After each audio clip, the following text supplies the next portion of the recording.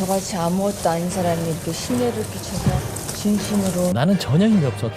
모든 건 내 남편이었다. 라고 진술했을 가능성이. 김건희는 윤석열에게 다 뒤집어 씌운다. 다만 이걸 가지고 윤석열이 어떻게 받을 것인가. 첫 번째, 멜로 심파극으로 갈 수 있다. 그래, 맞아. 건희는 잘못이 없어. 내가 다 한 거야. 내가 다 뒤집어 쓰고 갈게. 두 번째, 죄수의 딜레마. 아니다.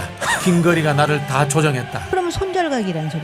만약에 애틋하면 사실은 이 사람은 아무것도 아닌 사람이고 힘도 없는데 내가 다 했어요. 이런다면 모르지만 뭔가 두 사람 사이에 말 못할 사연이 있는 건 아닌지. 김건희 목걸이가 김건희의 목을 잡을 겁니다. 저 목걸이를 산 구매자를 찾았습니다. 어머나, 이거 5천만 원이 넘네. 요지는 이거네. 그 건설사에서 네. 저 목걸이 똑같은 모델하고 네. 시계를 샀어. 근데 시계도 샀는데 그 시계 보증서가 오빠네 집에서 나왔다는 거지. 이것이 증거인멸을 입증하기로 굉장히 쉽기 때문에 영장을 청구하는 데 있어서 필요한 범죄 사실이라고 생각합니다. 특검에서 지금 쥐고 있는 게 반 클리프 목걸이에 대해서는 쥐고 있는데 거기에 대해서 거짓말을 한다. 그래서 굉장히 여유롭게 편안하게 생각하고. 김건희 여사를 악마로 만들기 위한 민주당의 가짜뉴스 프레임을 국정 사유화의 끝판왕의 국민보다 V0에게 충성을 다한 것은 아닌지 명명백백하게.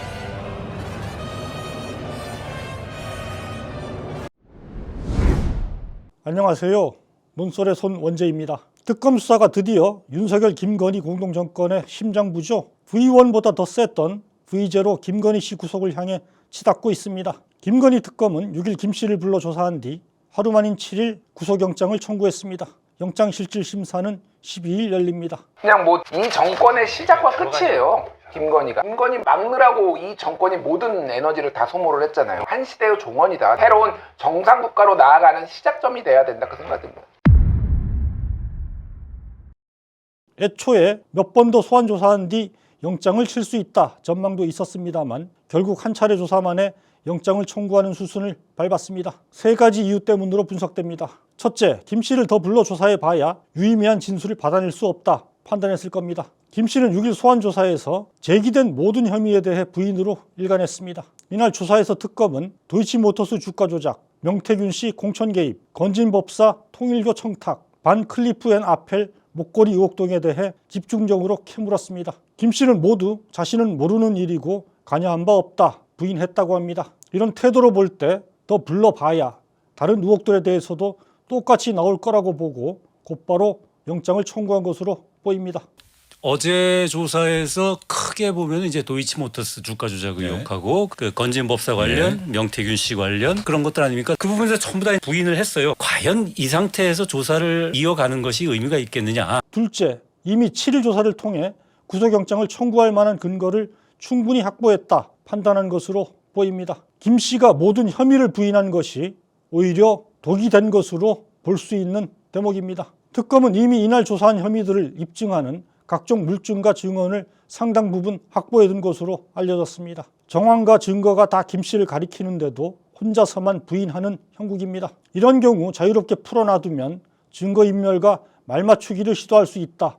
이런 의구심을 피하기 어렵습니다. 특검은 이런 의혹을 가중시키는 김 씨 진술과 객관적 정황 사이의 모순점에 대해 충분히 파악했다 보는 것 같습니다. 구속영장은 조금 달라요. 앞서 말씀드린 것처럼 일단 이게 너무 명확한 부인하거나. 증거들이 있고 특검이 봤을 때는 이 부인하는 얘기와는 전혀 다른 내용들이 막 있고 증거가 있고 명태균 씨와 관련해서는 막 그런 녹취록이라든지 뭐 메시지 내용들이 막 이렇게 있는데도 막 부인하고 도이치모터스도 마찬가지로 부인한다 이러면 이거는 증거인멸 우려 나아가서는 일반적일 때는 도주 우려까지 당연히 있다고 봐요. 셋째, 윤석열 전 대통령의 체포 무산도 영향을 끼쳤을 겁니다. 만약 윤 전 대통령이 조사에 협조했다면 김 씨도 몇 차례 더 불러서 두 사람 진술을 비교하는 시간을 가졌을지 모릅니다. 그러나 이번에도 윤 전 대통령이 완강히 저항해서 체포 조사가 무산됐죠. 굳이 김 씨 구속을 미룰 이유가 없어진 셈입니다.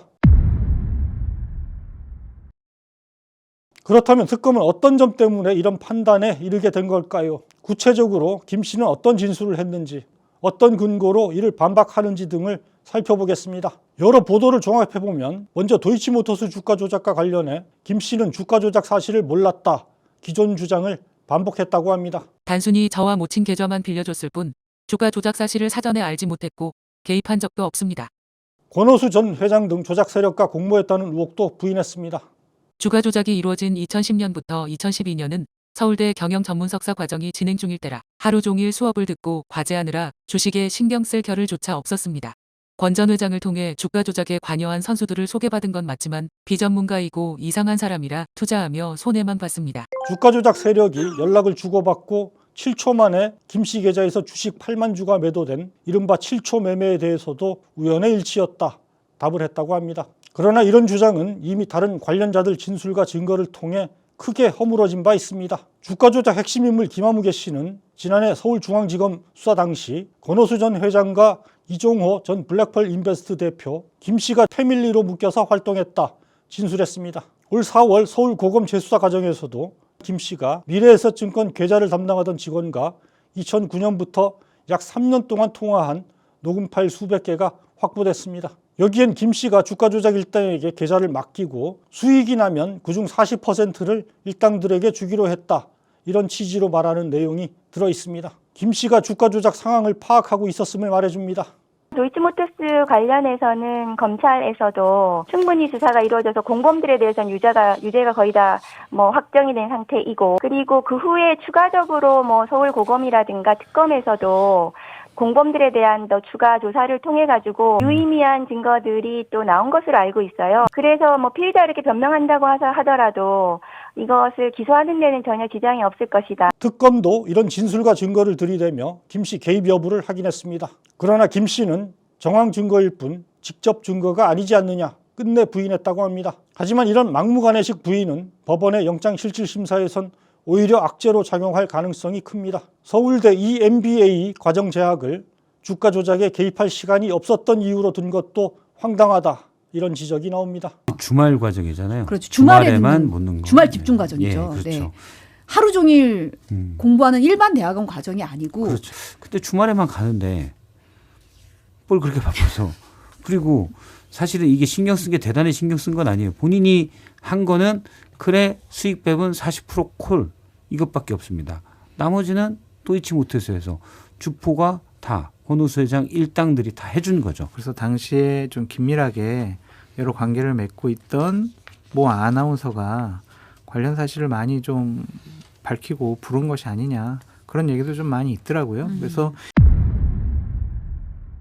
김영선 전 의원 공천 개입 등 명태균 게이트에 대해서도 김 씨는 모든 혐의를 부인했습니다. 김건희, 윤석열 부부가 명 씨로부터 68차례 여론조사 결과를 무상으로 제공받고 그 대가로 김영선 공천에 개입했다는 의혹이죠. 김영선 그렇게 하지 말라고. 자기 선물이래. 김 씨는 어떤 대가성도 없었다고 주장했습니다. 여론조사는 명 씨가 자체적으로 해서 단순하게 공유했을 뿐 우리 부부가 지시하지도 요청하지도 않았습니다. 명태균 씨와의 관계에 대해서도 딱 잘라 부인했습니다. 나는 힘이 있는 것도 아닌데 명태균 씨와 김영선 전 의원이 연락을 너무 많이 해와서 부담스러웠고 결국 대통령실에서 문제의식을 갖고 잘라냈습니다.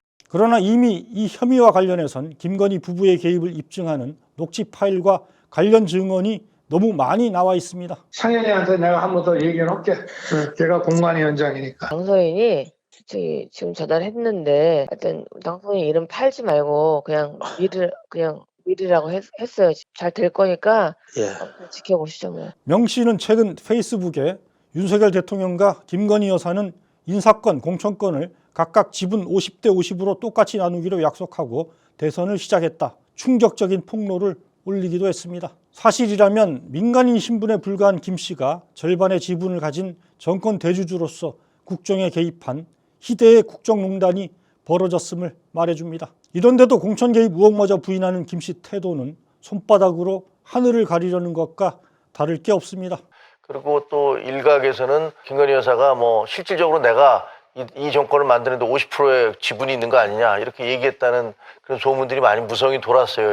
그런 걸 보면 전혀 근거가 없는 얘기가 아닌 것 같으니까 결국은 그 업보를 지금 감당하고 있는 건데 이게 교훈이 됐으면 좋겠습니다. 건진법사 전성배 씨를 통한 통일교 청탁 로비 의혹에 대해서도 김 씨는 돈도 선물도 하나도 받은 게 없다 부인했습니다. 선물을 받기는커녕 본 적도 없습니다. 3종류는 체질에 맞지 않아 탈이 나서 먹지도 못합니다. 윤영호 전 통일교 세계본부장은 김 씨에게 전해달라며 전 씨에게 6천만 원대 그라프 목걸이, 총 2천만 원대의 샤넬백 2개, 천수삼 농축차 등을 건넨 바 있죠. 이걸 모두 자신은 하나도 받지 않았다 부인한 겁니다. 그러나 이미 샤넬백을 김 씨의 수행비서 유경옥 씨가 다른 백과 구두 등으로 바꾼 사실이 드러났죠. 또 김 씨가 윤 전 본부장에게 천수삼 차를 잘 받았다, 고마움을 표하는 통화 녹취를 특검이 확보했다, 이런 사실 또한 한겨레 보도로 알려졌습니다. 그런데도 김 씨는 특검 조사에서 선물은 모두 전 씨가 받은 것이다 주장했다고 합니다. 윤 전 본부장과의 통화에 대해서도 전 씨가 윤 전 본부장에게 잘 받았다라고 이야기해달라 해서 그냥 그렇게 얘기한 것이다, 전 씨에게 책임을 떠넘겼습니다. 그러나 거짓말 의혹만 더욱 커지고 있습니다. 근데 해당 통화는 김건희 씨가 먼저 윤 전 본부장에 전화를 걸어서 얘기했다라는 거잖아요. 건진이 받았는데 내가 일부러 전화를 해서 고맙다고 얘기하는 것도 이게 맞나 그런 생각이 좀 들어가지고. 일단 받은 사실을 알고 있는 거잖아요. 이거는 건진 먹으라고 준 게 아니잖아요. 통일부에서 그렇죠. 윤영호 본부장이 김건희 씨 먹으라고 준 거잖아요. 근데 그 사실을 알고 있었다. 그건 통일부에서 나에게 준 걸 알고 있었고, 그러면 그걸 건진이 마셨어도 그거는 김건희 씨가 그 다음에 준 걸로 봐야 되는 거죠. 김건희 씨랑 훨씬 가까운 유경옥 씨가 샤넬백을 교환했기 때문에 샤넬백도 같이 받은 걸 김건희 씨가 알고 있을 것이다, 이렇게 보는 게 타당하죠. 특검은 김 씨가 나토 정상회의에 걸고 나가 화제가 됐던 6천만 원 상당의 반클리프 앤 아펠 목걸이에 대해서도 캐물었습니다. 김 씨는 가품이라고 주장했죠. 2010년 홍콩에서 모친 선물용으로 산 200만 원대 모조품입니다. 그 뒤 행사 참석 등 사용할 일이 있을 때 이따금씩 빌려 사용했습니다. 이 목걸이가 오빠 김진우 씨의 장모 집에서 발견된 이유에 대해서는 이렇게 답했습니다. 2022년 6월 나토 정상회의 순방 당시 목걸이를 둘러싼 재산신고 누락 논란이 불거지자 오빠가 들고 갔고, 이후 목걸이 행방에 대해선 아는 바가 없습니다. 법적 책임을 피하기 위해 교묘하게 준비한 대답으로 보입니다. 15년 전 외국에서 가품을 샀다, 이런 주장의 진위는 특검도 쉽게 확인하기 어렵습니다.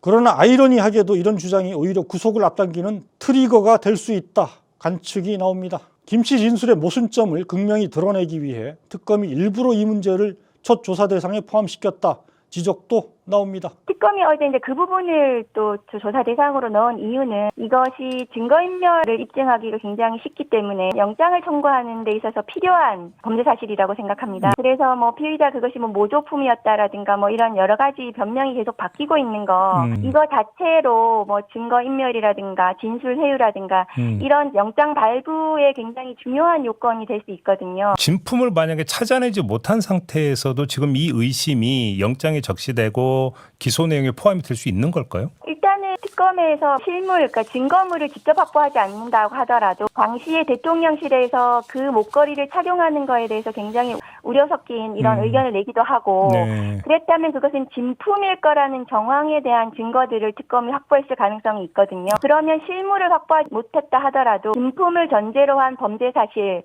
구성의 그 정황 증거라든가 이런 것들이 확보가 됐다면 충분히 진품으로 보고 그것이 재산신고 누락으로 구성이 가능하지 않나. 실제 특검은 반클리프 쪽으로부터 김 씨가 착용한 것과 같은 디자인의 목걸이가 출시된 건 2015년 11월이 처음이다, 이런 공식 답변을 받아냈다, MBC가 보도했습니다. 김 씨가 모조품을 샀다고 진술한 시기보다 훨씬 뒤입니다. 사실이라면 김 씨 거짓말이 직통으로 드러난 셈입니다. 특검이 간접적으로나마 진품 목걸이가 실제로 있었을 가능성을 말해주는 증거를 확보했다, 주장도 나왔습니다. 김건희 목걸이가 김건희의 목을 잡을 겁니다. 저 목걸이를 산 구매자를 찾았습니다. 저거를 진품을 산 물건을 못 찾았는데 저걸 사둔 사람을 나토 순방 직전에 백화점에서 이 목걸이를 사려고 여러 번 세탁 깡한 흔적이 있습니다. 그 출처가 드러났습니다.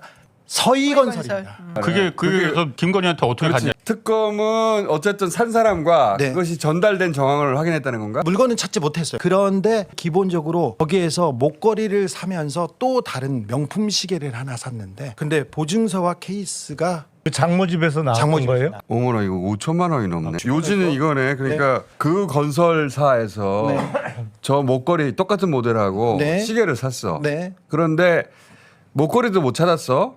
실물은. 근데 시계도 샀는데 그 시계 보증서가 오빠네 집에서 나왔다는 거지. 그 보증서가 그때 샀던 그 보증서가 맞는 거야? 보증서하고 케이스는 맞는 것으로. 그거는 보증서가 나왔으면 당연히 맞지? 특정이 되죠. 특검에서 지금 쥐고 있는 게 반 클리프 목걸이에 대해서는 쥐고 있는데 거기에 대해서 거짓말을 한다. 그래서 굉장히 여유롭게 편안하게 생각하고 있습니다. 어떻습니까? 이런 관측이 맞다면 김건희 씨가 한 진술은 부메랑이 돼 돌아올 가능성이 매우 커 보입니다.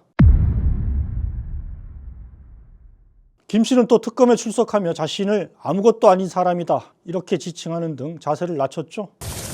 저같이 아무것도 아닌 사람이 이렇게 심려를 끼쳐서 진심으로 죄송합니다. 수사 잘 받고 나오겠습니다. 그런데 이 말조차 진정성과 겸허함의 표현이라기보다 자신의 책임을 회피하기 위해 철저히 계산된 발언이라는 평가가 많았습니다. 뭐 진술도 잘하고 거부권 쓰지 않고 했다고 하는데 밑자락은 나는 전혀 힘이 없었다. 모든 건 내 남편이었다. 라고 진술했을 가능성이 커 보여요. 그러나 아무리 자신의 역할을 낮추고 혐의를 부인해 본들 이미 스스로 수없이 쌓은 언행과 객관적 증거, 주변 진술까지 사라질 리 없습니다. 그럴수록 오히려 자신의 비참한 결말을 재촉할 따름입니다. 윤 전 대통령이 이날 특검의 체포와 조사에 불응한 것을 두고는 서로 결이 다른 해석이 나옵니다. 일각에선 김 씨는 나는 아무것도 아닌 사람이라며 책임을 떠넘기고 윤 전 대통령은 조사를 거부함으로써 김 씨 진술의 신빙성 입증을 방해하는 식으로 역할 분담을 한 게 아니냐 풀이합니다. 이와 달리 윤 전 대통령이 김 씨 죄까지 독박으로 뒤집어 쓰기를 거부하고 자기 살 길을 찾으려 한 게 아니냐 관측도 나옵니다. 짧은 질문을 하나. 만약에 김건희 씨에 대한 구속영장이 받아들여져서 구속이 됐단 말이에요. 그러면은 윤석열 전 대통령이 조사받으러 나올까요? 아니면은 여전히 저항할까요? 저는 이 문제와 관련해서. 계속 저항할 것 같긴 합니다. 예. 그러면 손절각이란 소리죠. 만약 그게 애틋하면 나와가지고 사실은 이 사람은 아무것도 아닌 사람이고 힘도 없는데 내가 다 했어요.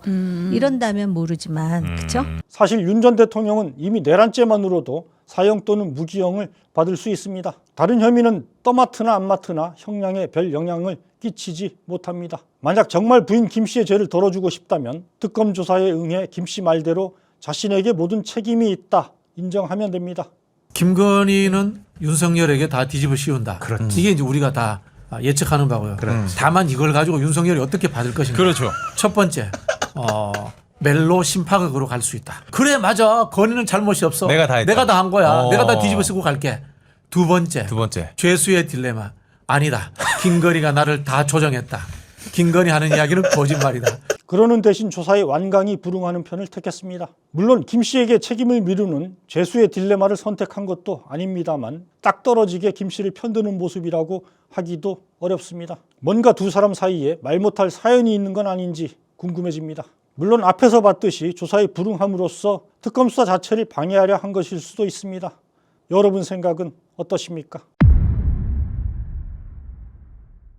특검 수사가 김건희 구속을 향해 가속하고 있습니다만 아직 밝혀내야 할 과제가 첩첩산중입니다. 첫날 조사에선 16개 수사 대상 중 겨우 4가지만 짚었을 뿐입니다. 아직도 삼부토건 주가 조작, 양평고속도로 종점 변경, 공공지구 개발 특혜, IMS 모빌리티 집사 게이트, 코바나 콘텐츠 협찬, 대통령 집무실 관저공사 특혜 등 더욱 굵직한 의혹들이 남아 있습니다. 이와 관련해 김 씨 부부와 함께 의혹의 키 플레이어로 주목받는 인물이 있죠. 바로 원희룡 전 국토교통부 장관입니다. 삼부토건 주가 조작과 양평고속도로 종점 변경 같은 가장 규모가 큰 비리 의혹에 깊숙이 관련된 인물입니다. 김건희 여사를 악마로 만들기 위한 민주당의 가짜뉴스 프레임을 우리가 말릴 방법이 없다. 삼부토건과 관련해 원 전 장관은 2023년 5월 22일 폴란드에서 열린 우크라이나 재건 포럼에 장관급으로서는 이례적으로 참석했습니다. 그런데 이런 사실을 이기훈 삼부토건 부회장이 5월 2일 미리 삼부토건 전현 경영진 텔레그램 방에 올리면서 삼부토건도 참여하는 게 좋겠다 제안했다는 점을 특검이 포착했다고 합니다. 특검은 이 부회장이 원 전 장관의 포럼 참석과 관련한 미공개 정보를 미리 취득하고 삼부토건 주가를 인위적으로 끌어올리는데 주도적 역할을 한 게 아닌지 의심하고 있습니다. 실제 이 재건 포럼 이튿날 삼부토건 주가는 2배 가까이 급등했습니다. 원 전 장관과 김건희 부부가 삼부토건의 특혜를 주려고 한 것이라면 국정농단급 비리가 아닐 수 없습니다. 홍준표 전 대구시장 말 맞다나 천인 공로할 국사범이라 해도 지나치지 않을 겁니다. 양평 고속도로 종점 변경도 국정사유화의 끝판왕에 해당하는 대형 의혹입니다. 2023년 5월 예비 타당성 검토까지 끝났던 양평 고속도로 종점을 김건희 일가 소유 땅 인근으로 졸속 변경하는 이상한 일이 벌어졌죠. 의혹이 제기되자 원 당시 장관은 갑자기 새 노선 백지화를 넘어 아예 서울 양평 고속도로 추진 자체를 전면 중단하겠다 밝혔습니다. 서울 양평 고속도로에 대해서는 노선 검토뿐만 아니라 도로 개설 사업 추진 자체를 이 시점에서 전면 중단하고 이 정부에서 추진되었던 모든 사항을 백지화하겠습니다. 서울과 하남, 양평 등 수도권 주민 편익을 위해 오랜 기간 준비해온 수건국책 사업인데 분풀이하듯 일거에 중단하겠다 폭탄 선언을 한 겁니다. 무책임도 이런 무책임이 없습니다. 도대체 무엇 때문에 원 전 장관은 이토록 무모하고 무책임한 갈짓자 행보를 보였던 걸까요? 국민 다수의 편익보다 김건희 일가의 이익을 앞세우고 국민보다 V0에게 충성을 다한 것은 아닌지 명명백백하게 밝혀내야 합니다. 논설에서 함께 계속 주시하도록 하겠습니다.